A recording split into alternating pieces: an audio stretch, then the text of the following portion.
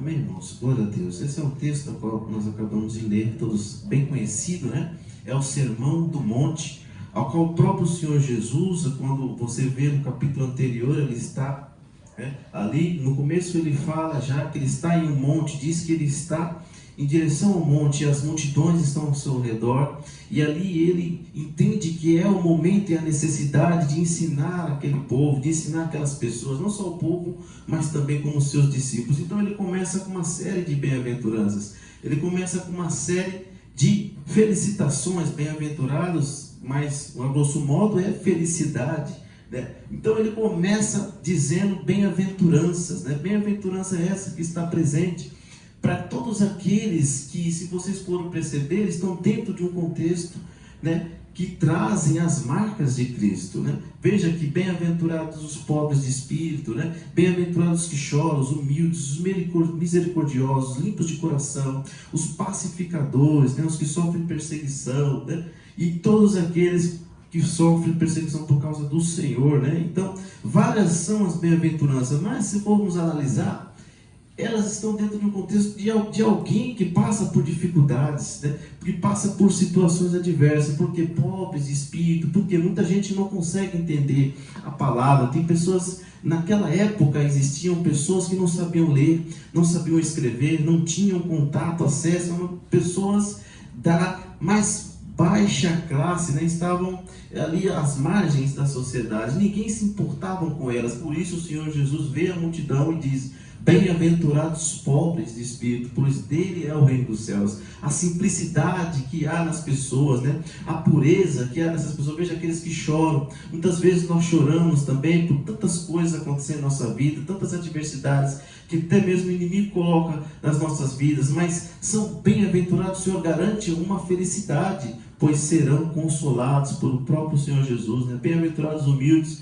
pois deles receberão a terra, né? Bem-aventurados os que têm fome e sede de justiça, olha só, pois serão satisfeitos, misericordiosos, os puros de coração, os pacificadores. Então, são dentro característico de pessoas que tragam marcas de Cristo, pois sabemos que o Senhor disse que no mundo teríamos aflições, mas tem de bom ânimo, porque Ele venceu o mundo, né, irmãos? Algo muito importante, irmãos. Mas hoje vamos limitar nas duas últimas bem-aventuranças. Vamos limitar aqui, nessa manhã que o Senhor tem para nós, nessas duas: perseguidos por causa da justiça. Vamos estar focados um pouco mais sobre essas duas bem-aventuranças, ao qual o Senhor disse na sua palavra, as duas últimas bem-aventuranças, amém? Glória a Deus. E a gente precisa entender esse contexto, né? Bem-aventurados os perseguidos por causa da justiça. Mas que será essa justiça que Mateus colocou aqui, né? O que será que ele quis dizer com essa justiça, irmãos? Que bem-aventurado os perseguidos por causa da justiça. Será que ele estava falando sobre essa ação policial que hoje nós temos, na época tinha, né? Que a qual os governos, né, a qual através de sociedades, constituições, deve trazer ordem à sociedade? Será que ele estava falando dessa justiça, quando ele se refere à justiça? Ou será que ele está falando sobre magistrados, juízes, né, a qual naquela época já existia, onde as pessoas iriam até o juiz trazer as suas causas? Será mesmo, né? Eu acho que pouco provável. Vamos entender um pouquinho o que é essa justiça que Jesus está dizendo no Sermão do Monte. Nós temos vários textos que enfatizam isso, alguns textos, né? Mas, grosso modo, a justiça no livro de Mateus principalmente significa o cumprimento da vontade ou a palavra de Deus, irmãos. Você vai ver em vários versículos dentro do livro de Mateus evidenciando isso. Por exemplo, Mateus capítulo 3, versículo 15, que fala algo importante. Veja que Jesus estava para ser batizado por João Batista, e ali João Batista chega nele e diz: olha, eu é que preciso ser batizado por ti, e tu vens a mim?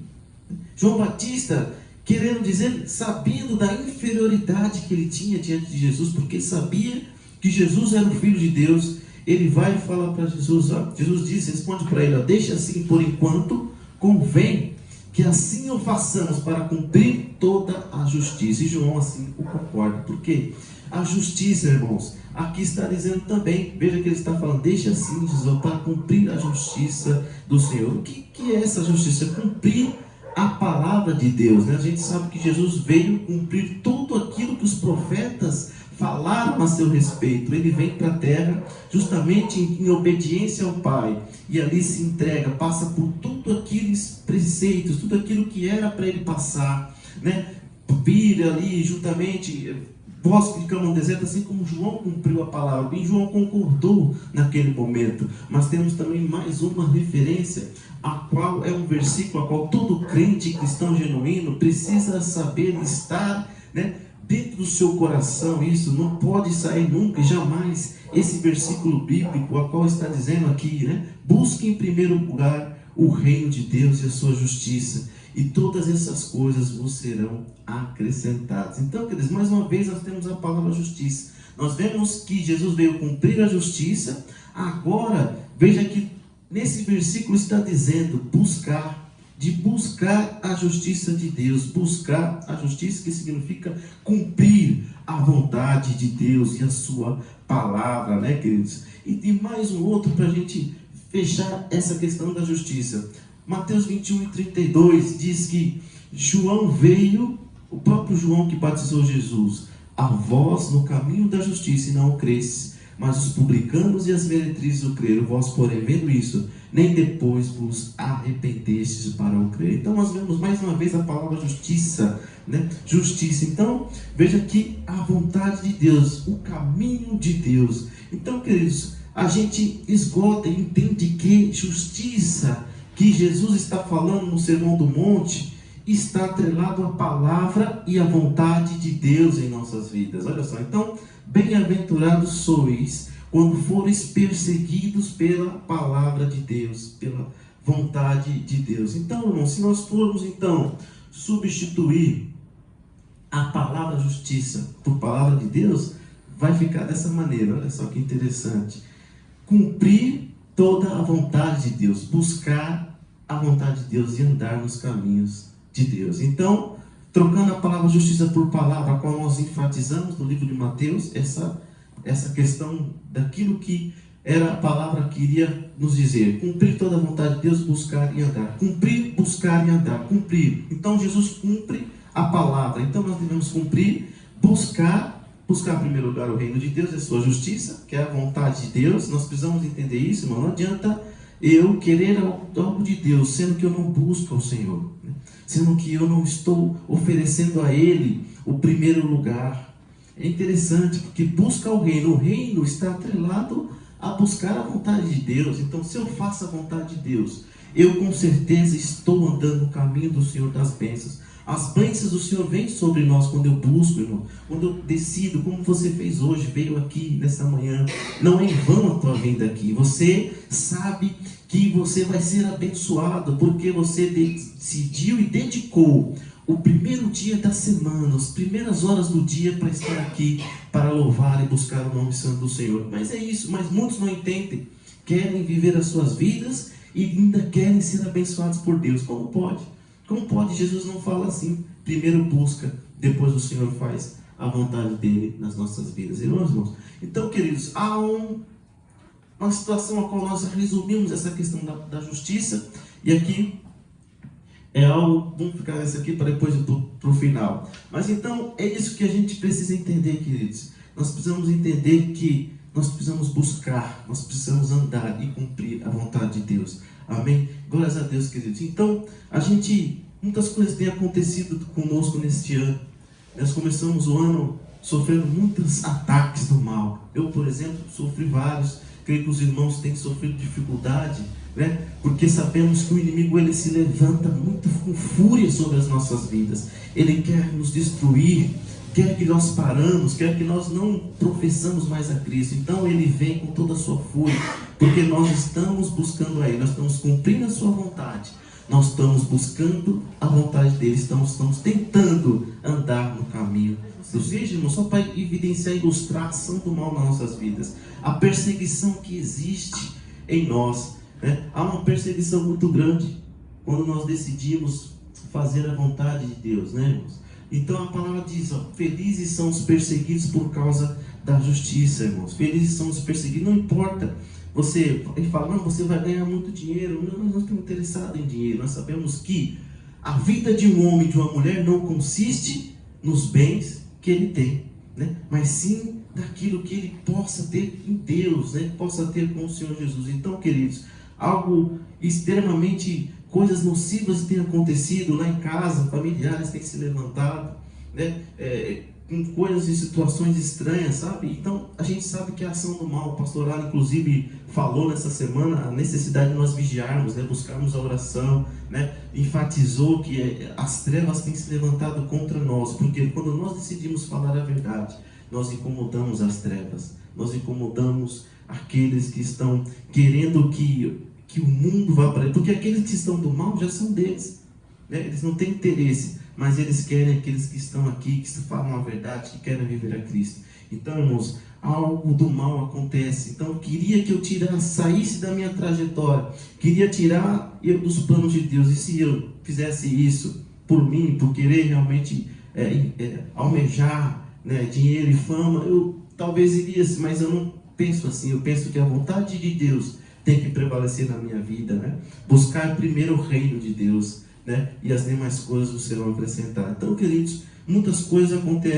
vão acontecer, mas o Senhor nos garante uma felicidade, né? Por nós que somos perseguidos, por nós que muitas vezes em nossa casa, muitas vezes no trabalho, nós somos perseguidos, né, irmão? Então, Deus garante uma bênção para você e para mim por causa da perseguição que venha fazer da palavra do Senhor. Então, queridos, algo importante para nós nesta manhã. Eu queria falar mais algumas coisas, e você veja que Mateus, o 5, versículo 10, ele fala de mais algo, né?